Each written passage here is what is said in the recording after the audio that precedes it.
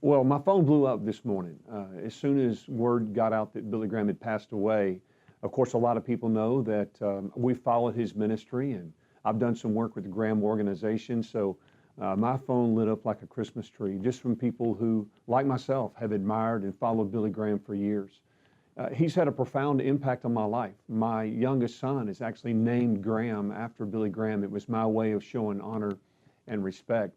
At 21 years of age, when I met Christ, he was the model that people like myself wanted to follow in spreading the message of hope all over the world.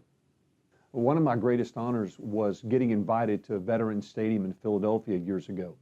It's where the Eagles used to play.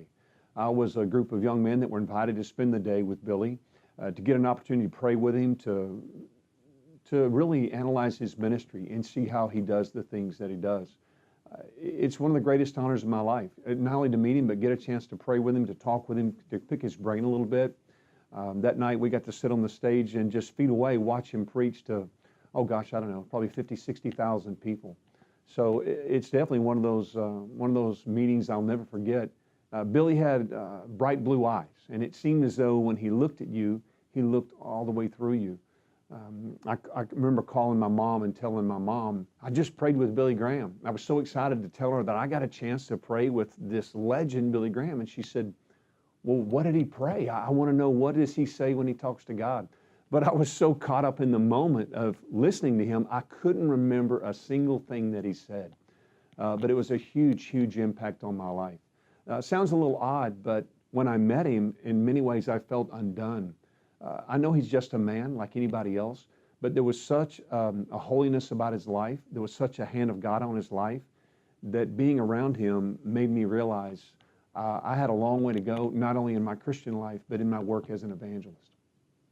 Well, Billy is so legendary. I mean, you got a guy that's preached in 156 countries. He's preached to over 200 million people.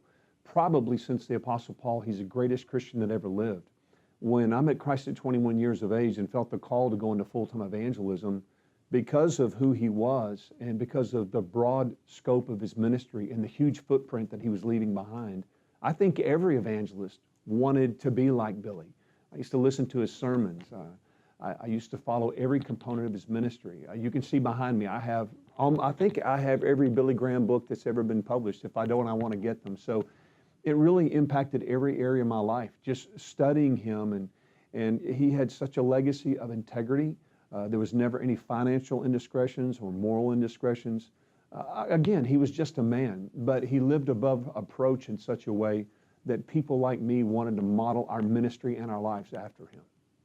You know, of all the things Billy said that I think is the most appropriate for today, he made this statement. He said, one day you will hear or you will read that Billy Graham has died. Don't believe a word of it. I'll be more alive than I've ever been. What a statement. I mean, yeah, I've thought about that all day long, you know, that it's true. You know, Billy he's gone home, is what he's done. And I talked to a family member earlier today, and it's a tough day. And he told me to ask the people that followed our ministry and were friends of ours to ask them to pray. But at the same time, in the midst of a lot of sorrow, it's a great celebration. I can only imagine the welcoming party of thousands of people who met Jesus because of his ministry that have welcomed Billy home today. Well, you know, Billy's legacy is, unlike most people, it's an eternal legacy. It never ends. Because anytime you're a catalyst to help change people's lives, there is no end to it. And because of the sheer numbers of people that God used Billy to lead to Christ. Of course, Billy didn't save anybody. He was just a tool of that. But I think it spurs on myself and people like me to just want to do more, to want to reach out to more hurting people, to leave a bigger imprint, to leave changed lives in the wake of everything that we do.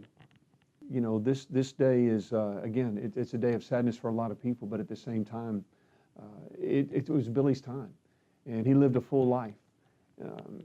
At the end of the day, I think all of us want to do something that's going to outlive us. And that's what Billy did. What more can you ask for?